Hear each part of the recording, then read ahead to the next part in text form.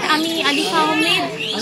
আগামী 19শে জুন যে উপনির্বাচন, সেই উপনির্বাচনে আমি তৃণমূল কংগ্রেসের কালীগঞ্জ ব্লক থেকে প্রার্থী। আপনারা জানেন যে আজ 5ই জুন বিশ্ব পরিবেশ দিবস। পশ্চিমবঙ্গ সরকার 2016 সালে সবুজশ্রী প্রকল্প চালু করে। এই প্রকল্পের অধীনে রাজ্যের প্রত্যেক নবজাতককে একটি চারা দান করা হয় রোপণ করার জন্য। আমরা বৃক্ষরোপণ উৎসব পালন করি। আজকে আমাদের নির্বাচনের যে প্রক্রিয়া, সেটা আমরা মীরা 1 অঞ্চলে আজকে আছি এবং আমাদের প্রক্রিয়া শুরুতেই আমরা একটা বৃক্ষরোপণ করে আমাদের প্রক্রিয়া শুরু করেছি।